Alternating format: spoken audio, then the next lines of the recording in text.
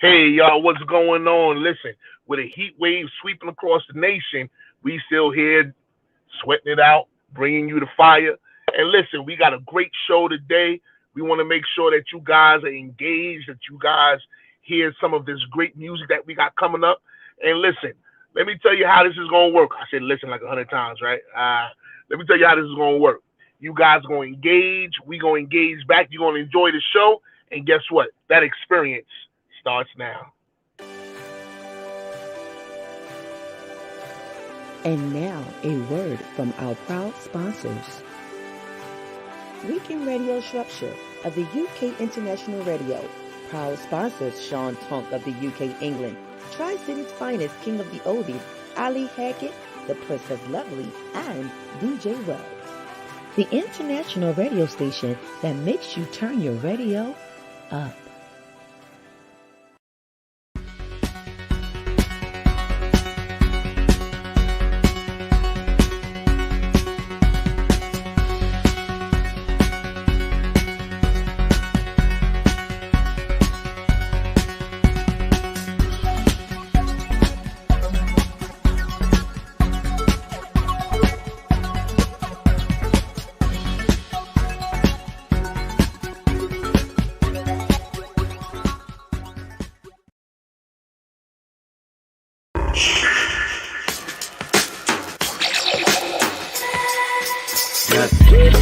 Tell your body how to move and feel.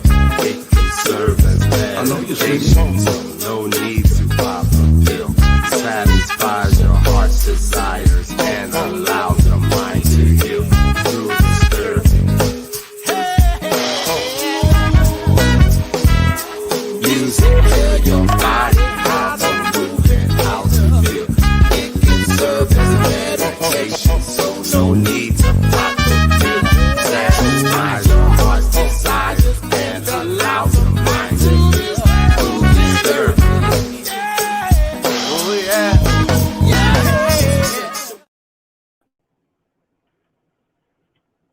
Well, guys, it's good to be with you again on this hot summer's day. It's 95 degrees here in New York. I don't know where you guys are, but I know it's hot all across the country. So listen, before we even start, I wanna shout out my big brothers, Craig, Thaddeus, and Tim. They off doing what they gotta do, taking care of their business, and we're here to stand in the gap and make sure that the show goes on strong. So yo, Craig, Thad, yo man, get well, bro. And Tim, we love you, man. We love you. So listen, right now, we're gonna do a wonderful show today. And we got two brothers here, two twin brothers here that will come and they're gonna share with us and we're gonna chop it up. We're gonna talk some real stuff. We're gonna talk about music, we're gonna talk about life, we're gonna talk about a whole lot of things. So at this time, I want to present to you guys the one, the only, the more twins. When they come, here they come. Hey, how y'all doing? Yes, sir. Yes, sir. Yo, it's good to have you guys on the show. Thank you for having us. Yo, most definitely, most definitely. Well, I see this is, first of all, where you guys from? That's the number one. Where you guys from? From Chicago, Illinois. Chicago, Illinois.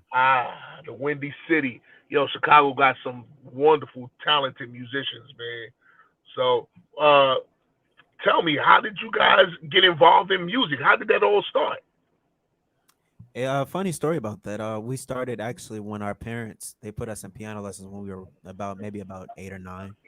And then, we didn't really pay attention to it. We always liked music. We never retained the music. We never wanted to practice and go home and practice.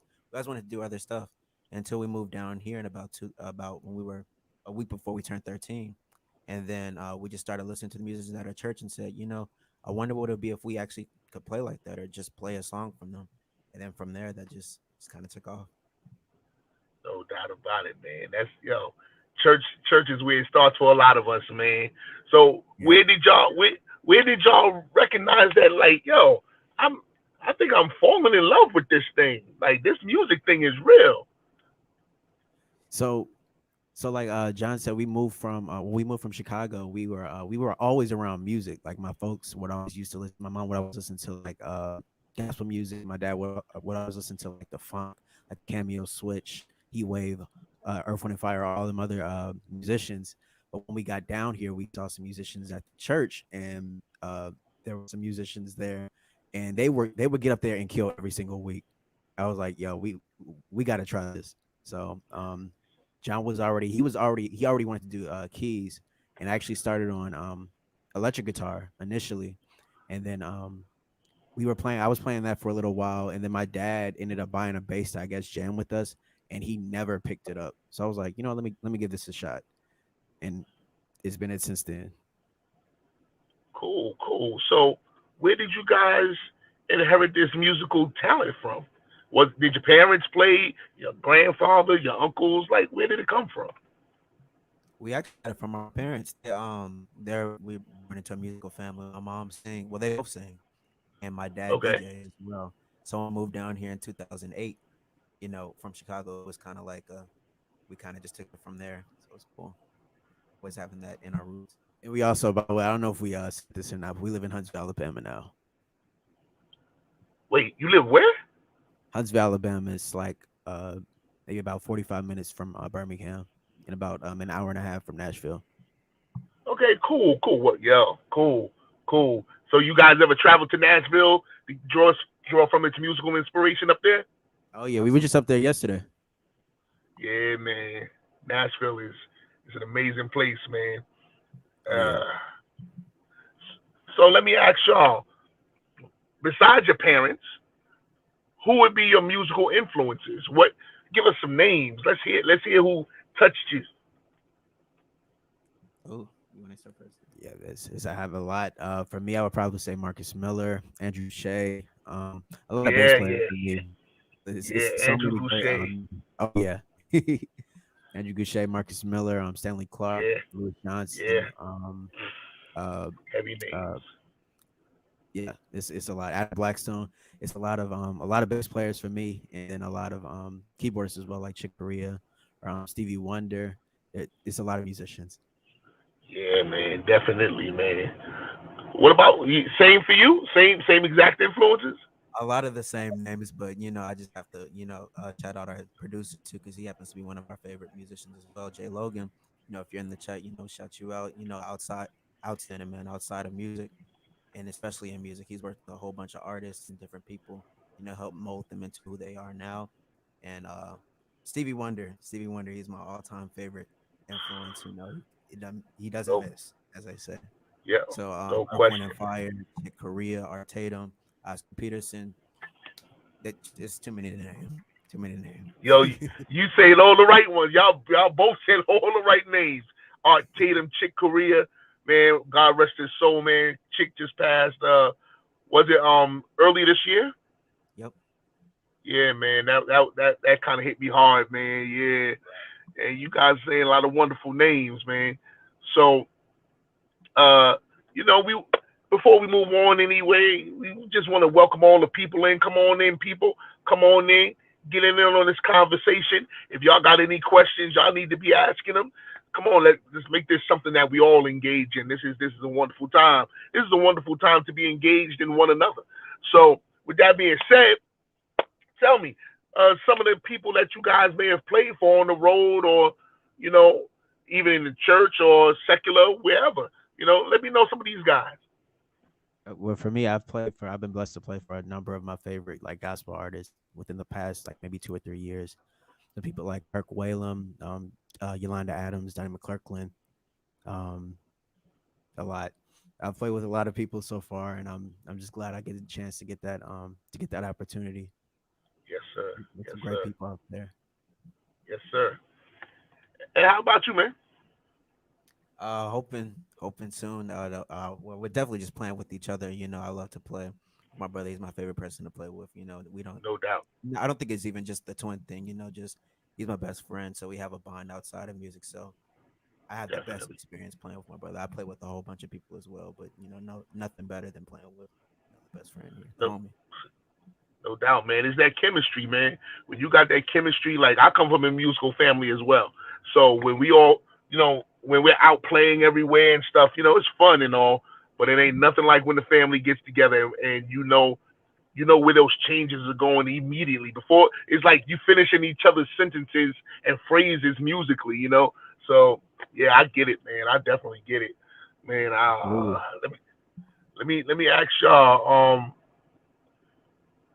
When it comes to music, has there ever been a time during your playing where you was just like, yo, you know what? I can do something else because this is, even though I love doing this, it's too much right now. You ever been in that place? Yeah, I would say that I have. Sometimes it's a lot of easy. It can be easy to listen to people, if that makes sense.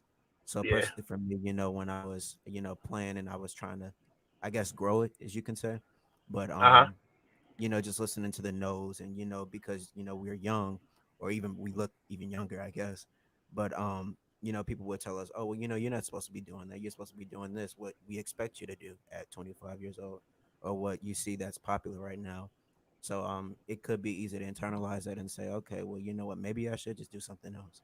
But Yeah. but thankfully we had a good support team. We had our loving family. We had our good producer and just a bunch of people on our side to say, hey, don't listen to those people. You have a calling from God. You follow that. Don't matter what anybody has to say, as long as it matters to you and God. That's all that matters, and that's what keeps me grounded. No doubt. No doubt. Couldn't say it any better myself. Yeah. Cool. So now let the people know which one is John Moore and which one is Jeremy Moore. So I'm Jeremiah Jeremiah. Moore. Yes. So I'm Jeremiah Moore, and I'm John Moore. Good. Good. Good. So let me tell you, me myself, I play piano. And I fell in love with the piano when I was probably 3, 4 years old. I was listening to this guy here in New York who I don't even know where he is right now, but his name was Jacob Harris. And back in the day, he had some albums on the radio, and but nobody really got to see his genius. Nobody really got to see his genius until you would see him live and in person, like in church. Like in church, he was just a whole nother level. And as a child, I recognized like this guy is crazy. This guy is like really amazing. He would practice sometimes 22 hours a day, and some there would be times he would practice so much he would fall asleep at the wheel of his car and get into accidents and stuff because Wow. he was so in love with music. Um, but he was amazing. He's still alive. I just don't know where he is. But also he had a brother. It was Jacob and Joseph, and Joseph was the drummer. And those two guys really inspired me to be a musician. And as I got older, there were other musicians who really heavily influenced my life. And I was like, Dad, I wanna play, but I also wanna write songs. I wanna write songs. So y'all guys tell me, have y'all written any songs? Do y'all write your own music or do y'all just put other people's words into music? Right on music. Yes, sir. Yes, sir. And with that being said, you guys have a great single out, and the single is called "Feel So Good." And I got to hear a little bit of it before we came on the air. And, I'm telling y'all, it had me rocking, and I love it. And if I don't like something, I'm the first to tell. I ain't gonna budge. I'm like, yeah. But you guys, y'all did your thing with it. I was enjoying it. I was really enjoying it. Thank you. Thank you. Appreciate it. Yes, sir. So tell me, what inspired the song? Okay, so let me just first of all, let me give you a little backstory on the song.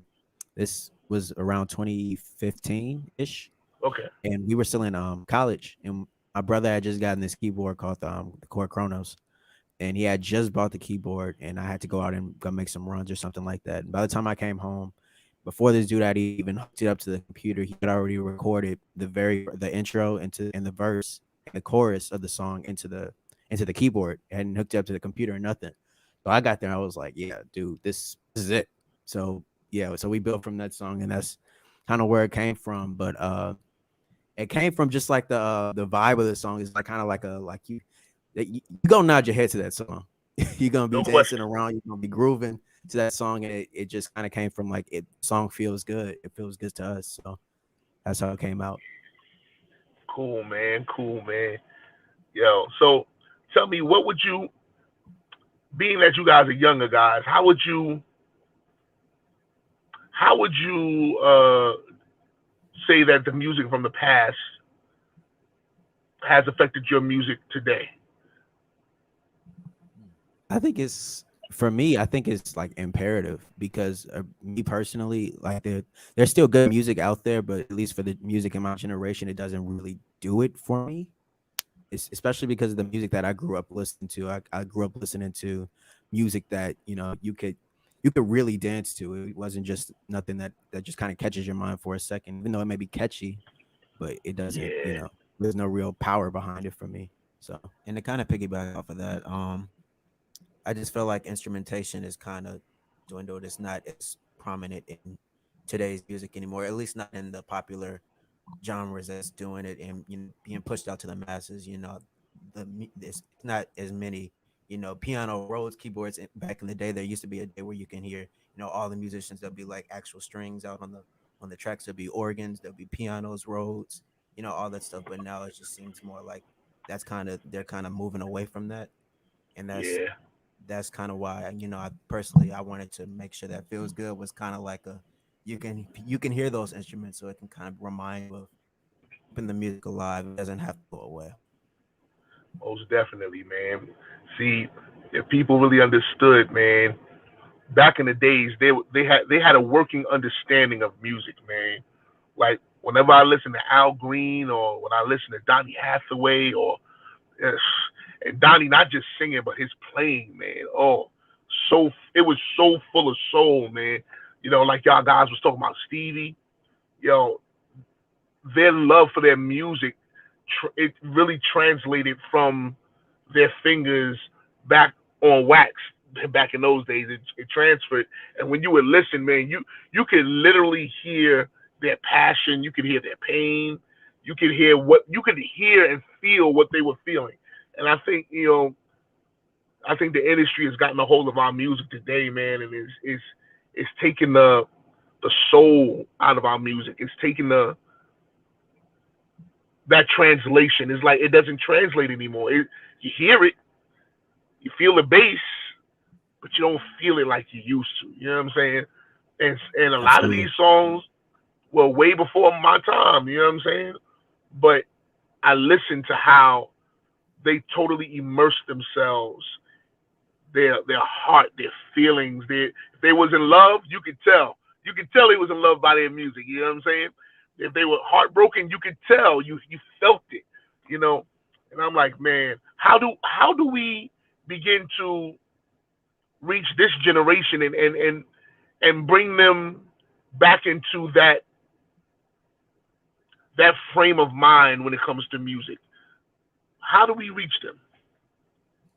I would say so for me, I would say the biggest thing I would say, even that the way that I got into it was exposure. A lot of kids or a lot of younger people today, they don't have that exposure anymore for whatever they're just exposed to the stuff that's out there today. But I think if there were people out there going to schools or doing putting on the radios or putting in TikToks or whatever to show that hey, some kids might really like it. Some kids that may not even have the means that they wouldn't usually get to hear this music, they might actually get it if somebody took the effort to give it to them. Most definitely. Most definitely. So when it comes to your music, you guys, I believe you guys started out in the church, right? And how would you say that spiritual experience has affected your music? Well, I would say that is definitely affected our music. Because music is a universal language. We don't all have to speak the same language, but you can translate things to music as well. And I would say that although you may not get a chance to see us, like in this instance, you know, feels good. I like to say that we put a little bit of church near the end because you know that's where we came from. You know, we always want to be able to inspire something, even if we don't say a word or we don't sing a word in our music. We want to be able to give a little bit of inspiration or a little bit of what we brought up believing or what we still believe. You know, you can still translate hope through that, and that's what I would. That's how I would answer that. Yeah, man, that's a great answer, man. Translating that hope, you know, man. You know, I still mostly play in church today. Um, every so often, you know, I'll get to play for an artist who has a little name or a big name, you know, and but I've come to find whether secular or whether gospel, you know, it's people tend to try to separate the two, and I try to get people to really realize that both of the music, both whether it's secular or gospel, they're both spiritual. You know, like when you listen to Stevie Wonder, all he talked about was love. All he talked about was coming together in peace. You know what I'm saying? He talked about social issues as well, and I think that's a big thing that's missing within the music community today. You have a few guys that speak to social issues, you know, but you know, I think it's really, especially today with all that's going on, I think it's really imperative for us to speak to social issues. So, and I know you guys are still relatively young. So, have you ever thought about how your music would, how you would convey social issues through your music as well? Has that ever been something you thought of? Absolutely. So actually, the one of the last songs that we released was called "Breath of Fresh Air," and we wrote it kind of with an intention. Well, I guess you can kind of relate it to different things as well. But initially, the song was titled, well, it is titled "Breath of Fresh Air" because of everything that was going on. You know, with the social injustices with police and everything that everything that's going on. We don't need to specifically say what's going on. We know the injustices and how our people have been treated recently and just well in general. But we wrote that song just with that in mind and make sure that we had a breath of fresh air. And then I guess we can actually relay that to COVID as well. Yeah, definitely, definitely. I got one more question, and after this question, we're gonna we have a video of you guys, right? And we want to know, can we play that video? Sure, absolutely. Okay, cool. So this is the question before we play the video. The question is, how has COVID, how did the pandemic affect you guys musically? Did it bring out the beast in you, or did it or I know money was crazy. I know it was hard to gig, you know, because every for us it was all shut down. But yeah, how did it affect you guys? So for me, I think like a lot of people look at the pandemic and they, you know, a lot of people had it bad in it. Yeah, it definitely did get, it was rough in some areas, but it was all about perspective for me. In my perspective, a lot of doors opened up for me that I hadn't had before the pandemic. Before the pandemic or during the pandemic, I was given more time to work on music with my brother that I wouldn't have had beforehand. I was able to, or we were able to come up with music that we probably wouldn't have had time for in our regular lives, and also for just for gigs. There were some gigs that because of the pandemic, I probably wouldn't have. I got those gigs, and I probably wouldn't have got them because of the certain situations if the pandemic weren't there. Yeah, yeah. Okay. So listen, this is what we're gonna do. We're gonna pay some bills right now. We'll take a few commercials, and we're gonna come back and we're gonna play the video. Is that cool? Sounds good. All right, cool.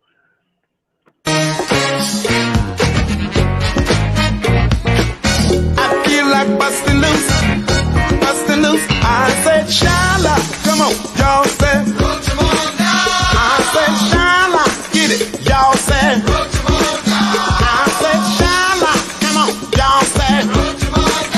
I said, Shala, hit it, y'all say. Give me the red now.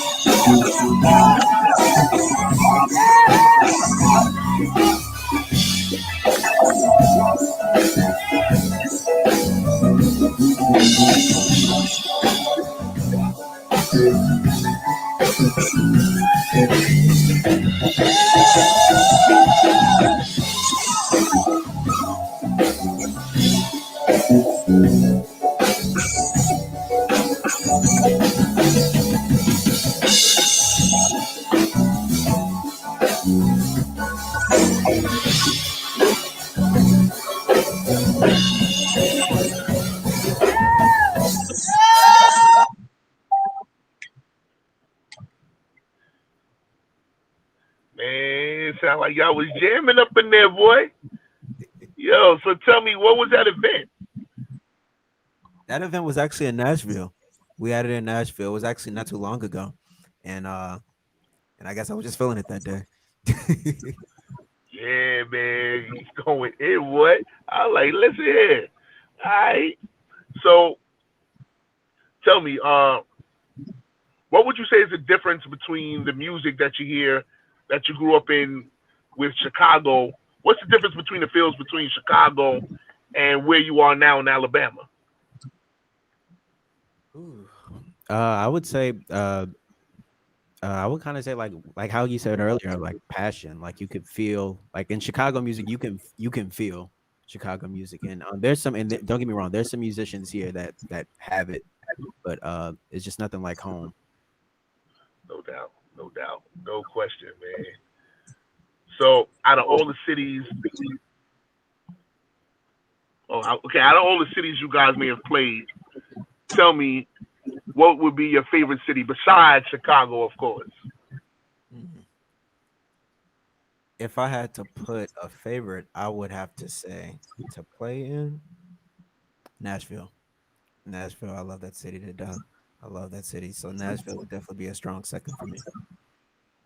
I was Cool. gonna say the same. I was gonna say either it's actually kind of a three-way tie. I would either say either Nashville, Atlanta, or Bermuda. Either of one of those could have taken the cake from me. Nashville, Atlanta, or what was the last one? Bermuda. Bermuda. Talk about that. How was it playing out there? It was great. I just love the area, the environment. Yeah, I played there. It was for a church gig in January, right before the pandemic started. Okay, cool, cool. Man, that's one thing I haven't done. I have not played in another country yet. So we have a question here, and the question is from Patrice Hawthorne. And her question is, what has been your most memorable performance? Hmm. That's a good question. Great question. I would say for me, it probably would have been either just recently when me and my brother maybe a couple of years ago we went and played back in Chicago, and it was our first time playing, like actually playing in Chicago, and it was such a surreal experience because we started playing with like musicians that we grew up listening to, and I would say either that or uh probably Kirk Whalen for me. Cool, cool. Great question again, by the way. For me, mine would have to be our graduation. Actually, our parents set up, after we finished graduating from college, you know, we wanted to, or they want, or we wanted to do a graduation. Us, going back home in Chicago, just surrounded by our friends and family, and more people, and just throwing a show. Having a whole show, and we met, like Jeremiah said, we met with musicians that we grew up listening to. We also met musicians there as well, and it was just like Jeremiah said, surreal to know that wow, when we left here, we were barely we were barely passing piano lessons, let alone playing. And then to have our own show, it was really dope. It was really dope. It was so much fun. Cool, man. Cool. So listen, now we already know as musicians, once you start playing and you getting into it, um, especially in your younger years, in your teenage years, to say, until you get married, girls are always they're attracted to that music, man. They're attracted to that music. So I want to know because recently one of you got married, and and one of you, you're on your way. So I want to know Mm. as you were growing up, how was that dynamic, man? Like, when did you start realizing that women really dig musicians? I would say, man, probably around the time when we started playing, so probably around 14 or 15. And for me, it was interesting because not only was I learning about women, I was learning about music, and I was learning them at the same time, and it was interesting. Yes, sir. I'm sure. I second that. Man, so it's so funny because I always say that music has it has an effect on us all, of course. But when we talk about seeing how women can inspire a song from within us, you know, how women can not only inspire, but if you get around the wrong, if you get with the wrong woman, woo, she can almost break the spirit to even play, you know. Absolutely.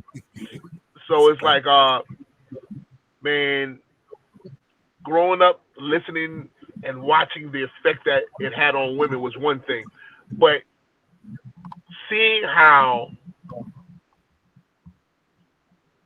you ever played and you saw them begin to cry, or you saw the raw emotion from them, because we don't get that with guys.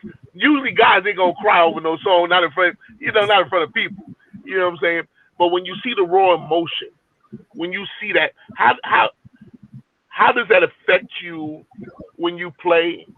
Are you more mindful of how sensitive you are playing certain chords and phrases, or like talk to me about that? So I would say so I have two answers. If if I'm in church, I'm kind of mindful of where I am, and I try not to, first of all, ego can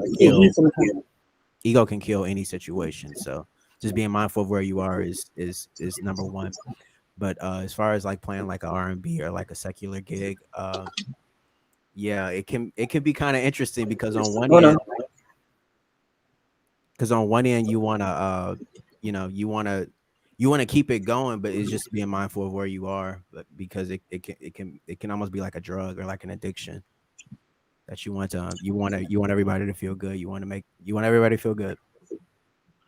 Most definitely, most definitely. You know, so, sometimes playing our music is a cathartic experience. We have another video of you guys that we want to play. So here you go.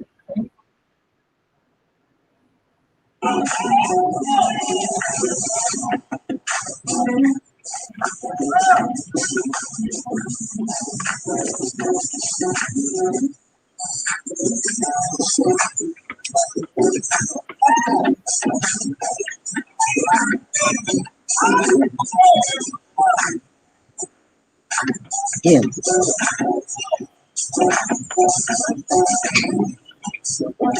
We got it. One got this.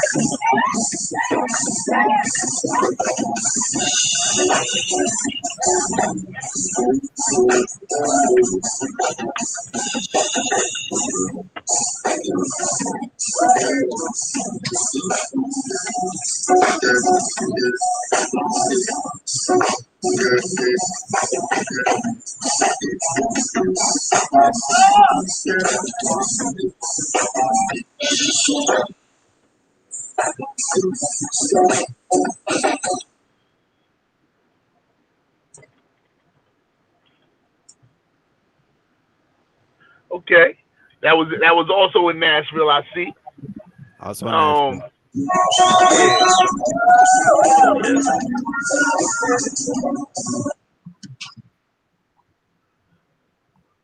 So let me ask you, what are your brands of choice? Uh, for me, I'm learning bass now. So for me, my favorite bass are Ibanez. I love Ibanez basses. And for keys is Yamaha all the way. So what's your favorite brands? And tell me why.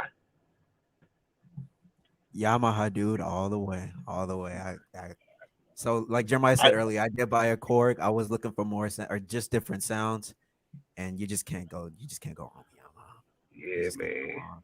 They're great for See, they have, in my opinion, they have great piano sounds, just full. They're really wide and warm. So yeah, they just do it for me. See, And I for knew me, there was something special about y'all. Go on, and for you, and for me, uh, my first bass was actually an Ibanez too. And yeah, Ibanez, you're right, has some great basses. My some of the basses I get with now are the bass mods, um Lakeland and Fender. Those are my three. I got you, usually switch between those three. Like in that video, that was a Lakeland. got you, got you. And what is it about those three bases? Is it the smoothness? Is the fretboard? Like what is it? For the bass mods, the one that I have is versatility. First of all, that bass is super loud, so it's really powerful, and it's Yeah, that's probably one of my most versatile basses besides maybe the Fender and the Lakeland Chicago brand, and they have just the way it feels. That's probably the best feeling bass that I have, and it has that warmth that I'm looking for, especially in the studio. cool, cool, cool. Now I'm going to ask our producer to put up. She says that Miss Hawthorne has a question, so I'm going to ask her to put that question up. And the question is, if you weren't doing music, what would be your occupation? Okay, great question. So I'm kind of already doing it. I have so both me and my brother, we actually kind of do the same thing, but we teach. So our job specifically, I work with special ed kids, so just bringing happiness and joy to kids who really need help, and just yeah, it's fun working with kids and just learn how to teach, and hopefully one day to also do music teaching too. That would be awesome. That'd be perfect. Okay, so for me, mine's is kind of a long answer because I get this from my parents. They both do a lot. They handle a lot of things on the side. For me, currently, I do the same thing as Jeremiah said. It's a different kind of joy that you get working with kids, especially kids who can't really do for themselves or can't really communicate and see what's right or wrong with them. So that's a different thing. For me, currently, I'm back in school, hopefully almost finishing up. I'm studying computer science, so I really like to work with computers and just do stuff like that. And I can also, equip that with music as well. So I want to find different ways to do that. And lastly, if I could be in a perfect world, I want to teach like my dad. My dad teaches as well, but I want to teach music, especially kind of get think of it as like a giving back, to people who may not have different avenues like we talked about earlier as far as, I don't feel like our music is really pushed as well as it should be or as it is in other genres. I want to make sure Yeah, that our genre never dies or even just stuff music in general just doesn't die. So I want to be able to teach that and put that in curriculum so then that way we're endorsed and we're our music is pushed and it's also it can be enjoyed from everybody. most definitely, man. Especially in the time where they are really trying to get music out of schools, man. For some odd reason, I really thank God that there are guys like you guys and myself who feel the need to keep this music, like you said, in the curriculum. Put it back out there, because man, many people don't even know, but music saved a whole lot of our lives, man. Saved a whole lot of Yeah. lot.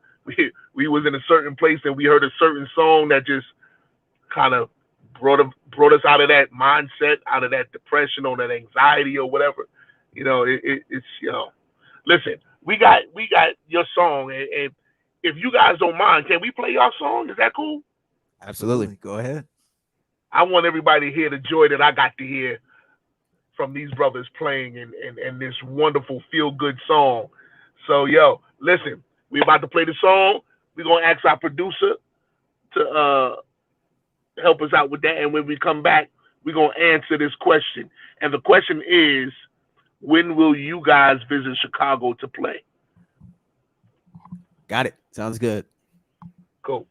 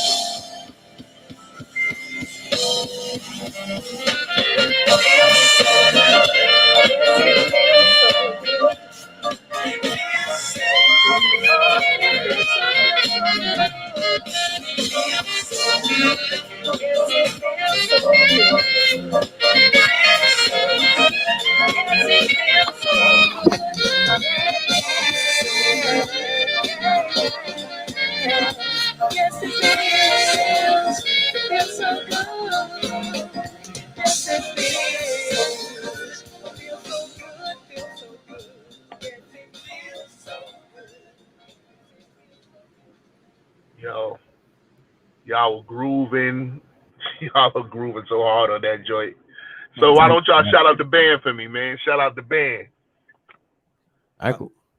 Okay. Well, we had the wonderful privilege of working with the phenomenal saxophone player. His name is Adrian Crutchfield. He's worked with a bunch of artists too. He's an amazing guy on and off the instrument. So I want to shout out him. Isaiah Fogel from Birmingham, beast drummer. He plays multiple instruments as well. Plays them all. Cool. Cool. Yo, you guys are jamming for real. Thank you. And also at the end, that's our producer singing on the singing like the choruses and stuff like that. But at the end, that's actually my mom. My mom singing those last couple. Yeah, that's my mom. She stepped through and she was clutch, and she came through with the vocals. Cool, cool. Yo, she was killing, no doubt about it. So listen, well, we got that question to answer. When you guys gonna be back in the Chicago area to perform? Well, actually, we're working on something for this upcoming month. For this month coming on, and we're actually working on later dates. We'll also be in other cities. With got some plans for Huntsville as well. But Chicago specifically will be there pretty soon, sooner than you think. That's actually the next gig we have coming up. So we're still kind of locked down if it's gonna be the 10th or like around the 20th, 25th, 20, somewhere around the end of the month. But for sure, we'll definitely let you guys know. We'll be coming home. Cool, cool, cool, cool. Well, hopefully somehow or another we can get y'all out here to New York. That'll be a wonderful situation. Oh yeah, You know? Yeah, man. Chicago and New York always got that. Yo, to me, between Chicago, New York, and Cali, I'm just like, yo, that's where that's. I'm not saying it ain't about every other place, but that's where that's where those great superstars come from, man. Those superstars of music, man. Like, there's just something about our vibe, our feel that just captures. And no, I'll even throw Atlanta in there a little bit, a little bit. But there's something about what we bring to the game, man. Nobody else got, man. And so here's a good question for you. You guys are really musical. Have you ever had to play on a gig where you just had to totally just dumb down the musicality side and just like, I love hip hop. Don't get me wrong. I love hip hop. But playing hip hop is so mundane, so boring sometimes. Absolutely. So how do you guys have you guys ever had to be on a gig where you had to just really dumb yourself down and it was just like, nah, man, I can't do this no more? I would say there was a gig that we had to do a couple of years ago where we came to this like a boys and girls club, and because they were so young, we did like the songs, I guess like the newer age songs, but we put it like more of a kind of like we put like our twist on it. But right. But still it was just like I'd rather be playing something else right now. Man, listen, anything, PlayStation, anything, because this is not the move. But you know what? I think that kind of helps us. What I'm learning is that no matter how much we have to dumb ourselves down, for lack of a better phrase or terminology, to find the joy in the music, even in that, when I was younger and my daughter was younger, I would just find enjoyment in just playing the simplest of things, and it's like, yo, sometimes we get so caught up in the brilliance of the complexity of the music that we forget about the beauty of the simplicity of it as well. Right. So tell me, now this is a good question. At least I think it is. My favorite a musical movie, I have two. One is Purple Rain, and the other is this movie called August Rush. Those two movies did it for me. Tell me, are there any movies that musically was like, yo, this is a movie I could just watch over and over and over and over, like movies about music? Gotcha. Well, I have one that actually is pretty recent. So actually, there's this movie that came out from Disney called what's the name of it? Soul. Yes, and it's sir. pretty much a movie about music, and well, it's about more things, but one of the key things in it is music. And I was just so interested because not only was the music scenes that they had in there really cool. But like I just thought it was, and this is a little nerd moment for me. Like I pay attention to a lot of stuff like this, but like I would notice that when the guy was playing the piano, like they just put so much emphasis and they put so much design into how he would play the keys that I would go and play the piano and be like, wow, they got his chord, they got the chords exactly right, and it just like that was like a nerd moment for me. I was like, wow, people they actually did this. So that movie has since then has become one of my favorites to watch and just kind of like dissect. Because even then, with that, I was able to kind of like pick out chords and get some progressions from an animated kids movie. Who would have thought? Right, right, right. Jeremiah? For me, I can't say I've seen too many. Like I haven't seen that movie, and I haven't seen would you say it was called August Rush? Yeah, Yo. I haven't seen too many of the movies, but there is a show that I saw maybe last year or so. It was from this series called they're animes, and it was a Okay. show that was very similar to what John said, to where they it's pretty much a show about like jazz music and how they show is very similar. Like they have all the chords are right, all the bass notes. It's like wow, you guys really put your effort into this to make this look Yeah, legit. So yeah, man. Yo, let me tell y'all, man, that movie August Rush, yo, that movie was so powerful to me, dude. It had me in tears, yo. And I was like, yo, I just thank God that I'm a musician, man. I just thank God for music. Like I was literally like, man, I just, whoop. Oh man, like, and I just caught me way off guard, man. But I think as musicians, sometimes we just need that gentle reminder that, yo, we have a gift that many people don't have, man, to interpret sounds and to interpret feelings through sound, and our gift is so unique in that what we do will always be needed. All everything starts with a key or a tone. We speak in the key, our cars start up in the key, birds chirp in the key. You know what I'm saying? And every so often we just need those gentle reminders. And those movies, man, they serve as gentle reminders that, yo, what we have, what we carry is so powerful, man. It's so powerful. Like one of y'all said that it extinguishes language barriers. It doesn't even matter, you know? So I'm absolutely. like, yo. So tell me, would y'all guys ever be interested in doing like a documentary or a movie about your lives? Absolutely. Yeah, man. Absolutely. I think that would be real dope. I think that would especially when you have parents that were musically inclined or in music, like you said, your father DJ. A lot of people don't realize how relevant DJs are, man, and how musical DJs are. You know, in fact, one of our co-hosts, Craig, he's a DJ. I wish he could have been on the show today, man, because I know he would have had some brilliant questions for you. But man, you guys, I'm just like, I'm excited to see where the next 10 years take you guys. I'm excited about that. Thank Because you.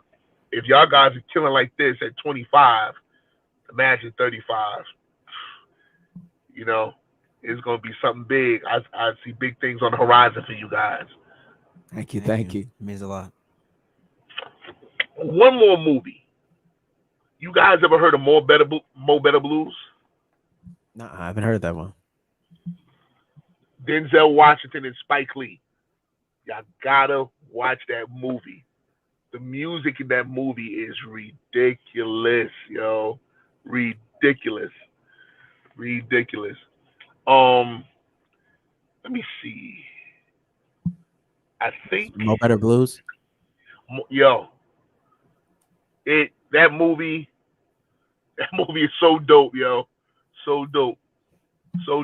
And it's definitely jazz based. But yo, Denzel and Spike Lee did their thing in that movie, man. They really went all the way in.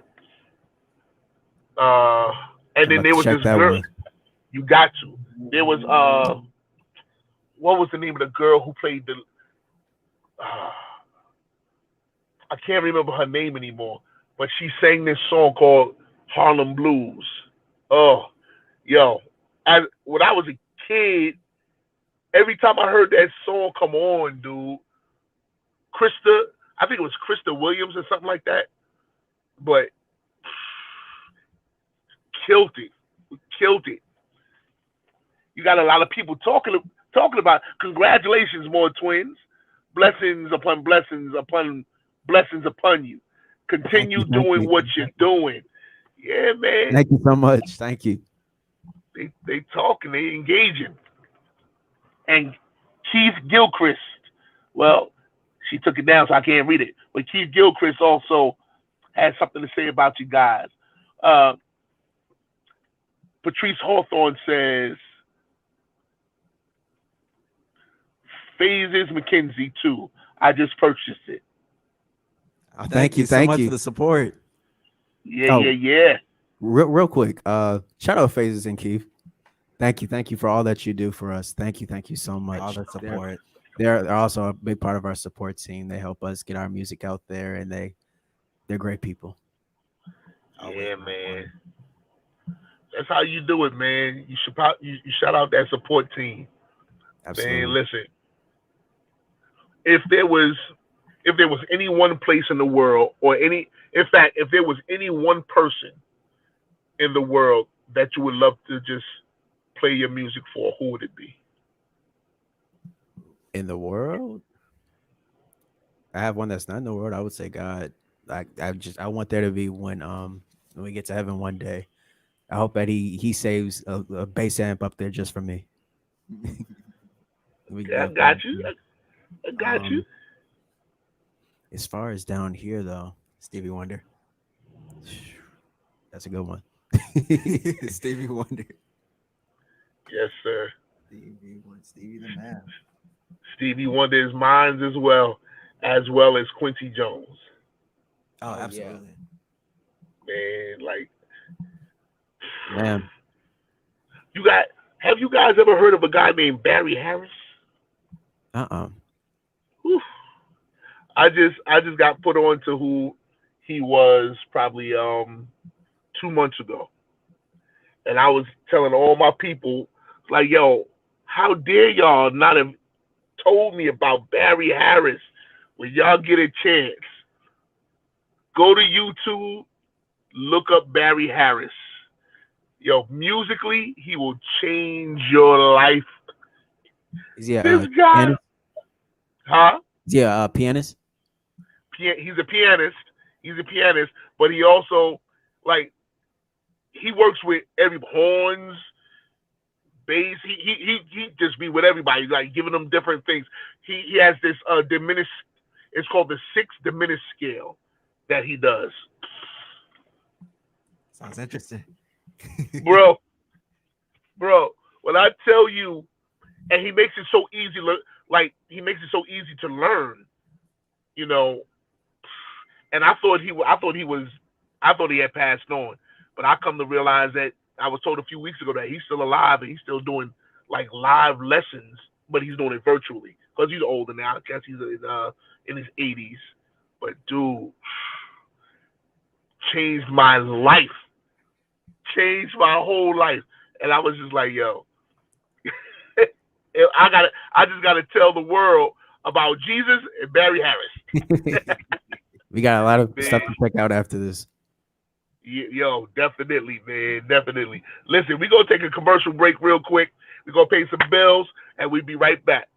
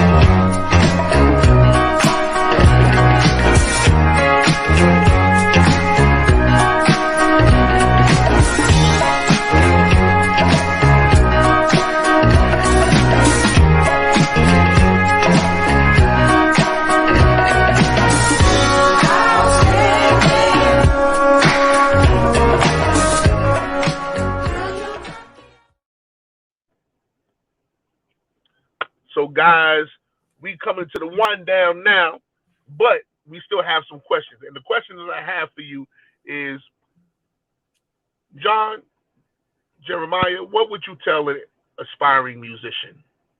What would be the advice that you would give them? Don't stop. Sorry. Don't stop. Keep going. If you believe you can do it, keep doing it. Don't let anybody tell you that you can't do it. Somebody will notice your hard work, and they will. There's still some great people out in the world, and they'll help you out. Keep going. Yes, sir. I said it better myself. Don't ever stop. Don't let anybody tell you that you can't do anything. I'm a living witness. Don't have anybody tell you what you can't do, because that could put you in a place. But as long as you remember who you're doing it for and remember why you're doing it, you can do anything. You can do anything. Yeah, most definitely. So let's switch to gospel real quick. What would be your go-to gospel song? What is that song that you play when you're down, when you're feeling away, that kind of brings you back? There's a couple for me. If I had to pick one right off the back, it would probably be "God Favor Me." It's an older song. It's Hezekiah Walker, and that song usually always gets, because it's such a simple message, but it gets me every time. No Mine's doubt. is a similar No doubt. song. Marvin Sapp's "He Saw the Best in Me." Pretty much same thing, similar song, but those sometimes can be the best, because they're not a whole bunch of music like you were talking about earlier. Understanding the sense, or appreciating the simplicity in music. Those songs, both of them, they aren't really laden with a whole bunch of musicality or anything like that, but they let the music, or they let the words or the message carry the song. And I think that kind of does it for me, that he saw the best in me, even when I was, in my mess, or I was down, or I wasn't feeling the greatest about myself and not doing the best by him.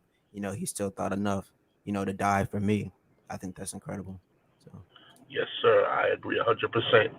100%. And those are two awesome songs. I like both of those songs. I like both of those songs. Yeah, man. Hez has put out so many songs over the years that, jeez, man. And Marvin Sapp, from when he was with Commission, yep. you know, you guys, yeah, man, y'all talking some stuff, man. Y'all talking some good stuff. Listen, at this time, you know, I won't call it a show at this point, but I want to tell you guys that it was my honor and my privilege to have this interview with you guys and have you guys come on our show and just, you know, chop it up a little bit. And hopefully you guys come back, you know? Absolutely. Love to. Thank you. So Thank you. here it is, man. We're going to open up the floor to you guys to give us a final thought, to give us something that we can think about as we go on throughout the week, and really, hopefully, to challenge us to do whatever it is we need to do to make it through it. So, John? One thing that I would say is always keep God first. It's so easy to get caught up in everything, especially in the pandemic. I mean, I'm thankful that it seems like the world is starting to open back up, but it's easy to just forget, the little blessings and the things that are going on because of everything that seems to be going on in the world. But just to always remember, you know, who brought you here or who brought you this far, even though it may not be the prettiest, it may not be the easiest, just remember, whose you are, and remember who you are as well. That's what I would say. And just remember to keep going.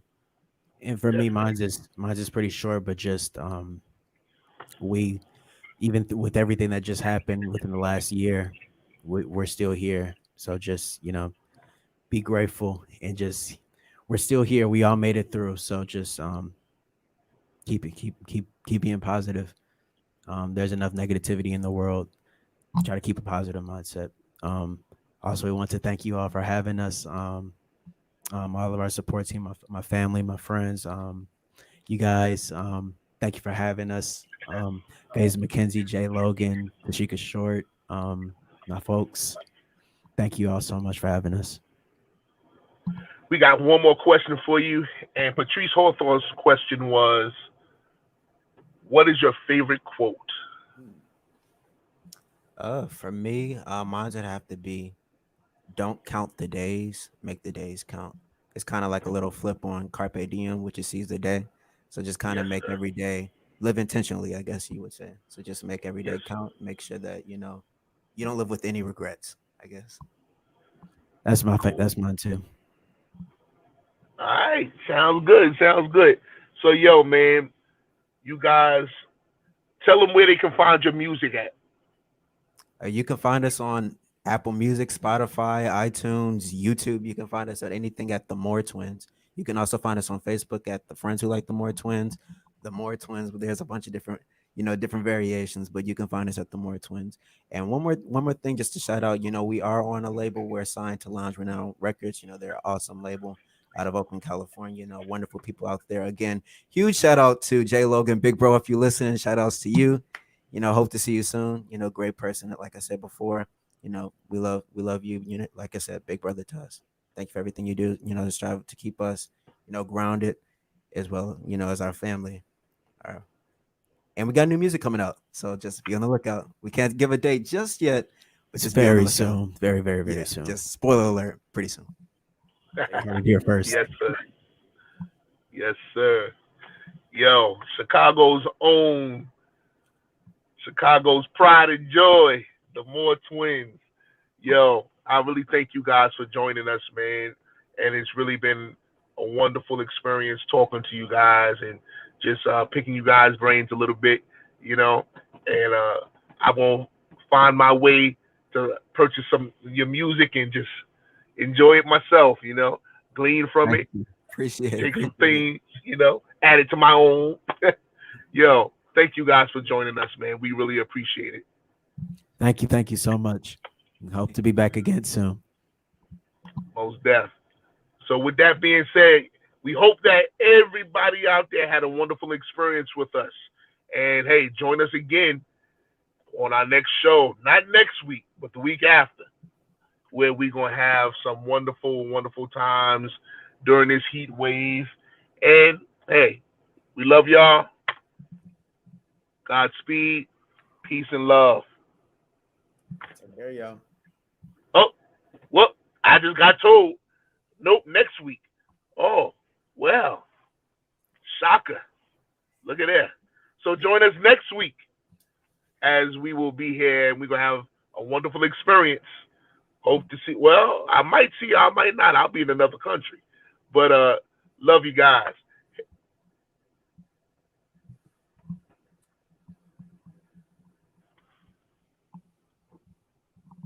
Okay. Great interview, Phases Mackenzie too. Thank you.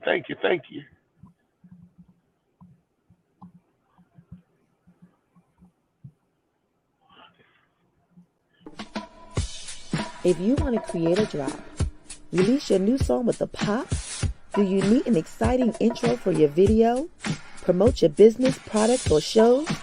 Contact us for customized digital video packages.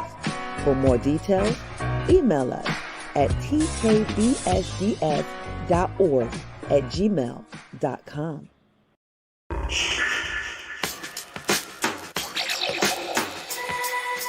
Let the music tell your body how